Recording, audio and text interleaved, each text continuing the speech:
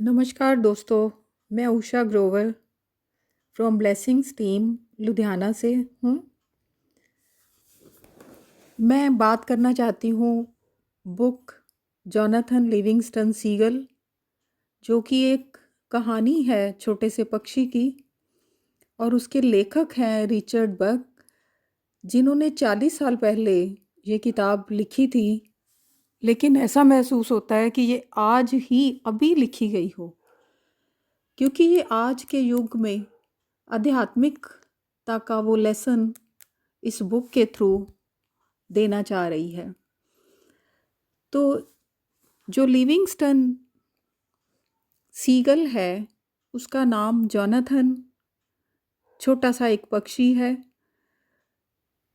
जिसने अपनी पूरी यात्रा संघर्ष, प्रेम, करुणा, तपस्या से बदलाव लाकर करी है। सुबह का समय है, सूर्य की किरणें समुद्र पर पड़ रही हैं। दूर कहीं मछली पकड़ने वाली नौका की आवाज़ आ रही है। हवा में हजारों सीगल्स का झुंड खाने के जुगाड़ में उड़ रहा है। नए दिन की शुरुआत है, लेकिन दूर कहीं एकांत में नन्हा सा जॉनथन सीगल 100 फुट उड़ने तक का अभ्यास कर रहा है। तब तक उड़ता रहता है जब तक समुद्र शांत नहीं हो जाता, शाम नहीं हो जाती, दिन नहीं ढल जाता। सबको पता है कि सीगल कभी हवा में रुकते नहीं। रुकने का मतलब होता है बेइज्जती, शर्मिंदगी। लेकिन जॉनथन तो सबसे अलग, उसे कोई शर्म नहीं। वो उड़ता है, रुकता है, रुकता है, उड़ता है। सारा सारा दिन इसी तरह से अपना अभ्यास जारी रखता है। दोस्तों, अधिकतर सीगल्स केवल खाने के लिए ही जितनी ज़रूरत हो उतना ही उड़ते हैं, लेकिन जॉनथन को उड़ने के लिए उड़ना था, जिसमें उसे आनंद मिलता था। उसे उड़ने में एक आध्यात्मिक, आत्मिक सुख मिल रहा था। उसने बहुत अच्छे से उड़ना सीख लिया। थोड़े ही दिन में वो इतना अच्छा उड़ने लगा कि उसको कुछ परवाह नहीं थी, ना खाने की, ना पीने की, ना घर की। उसके माता पिता को उसकी चिंता सताने लगी और उन्होंने समझाया, जॉनथन क्यों ऐसे कर रहे हो, क्यों इतनी मेहनत कर रहे हो, और मेहनत करनी है तो सिर्फ खाने के लिए करो। जॉनथन ने भी एक आज्ञाकारी बच्चे की तरह माता पिता का कहना माना और अन्य सीगल्स की तरह चुपचाप खाने के लिए उड़ता और आकर बैठ जाता। लेकिन उसे घुटन होने लगी, वह उदास रहने लग गया।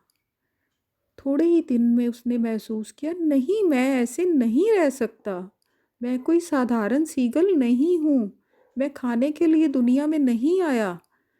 मुझे आनंद में जीना है, और वह आनंद मुझे केवल उड़ने में मिल रहा है। तो मैं किसी की भी परवाह नहीं करूँगा। मुझे अपने आनंद के लिए उड़ना है, कोई मुझे कुछ भी कहे। तो सीगल ने फिर से अपना अभ्यास जारी रखा और वह 100 फुट से हजारों फुट तक उड़ने लगा।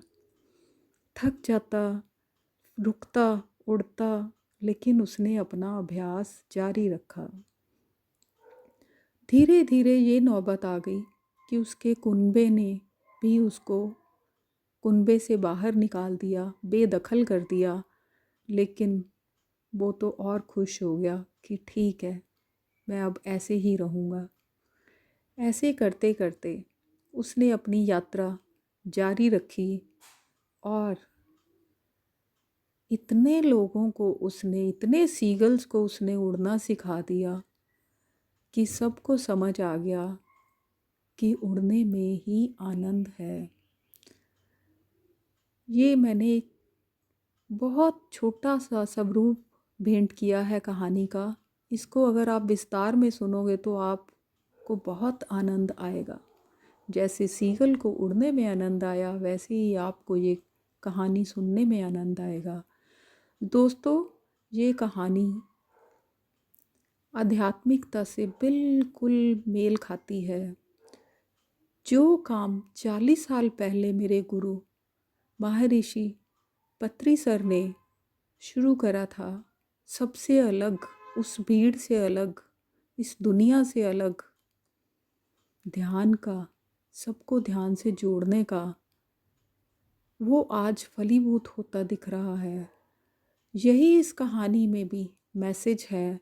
तो मैं जल्दी ही आपको विस्तार से ये कहानी की ऑडियो लाऊंगी।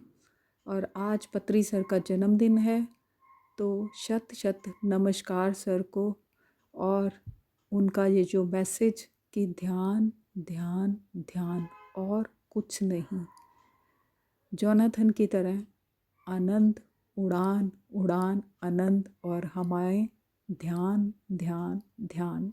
धन्यवाद धन्यवाद धन्यवाद।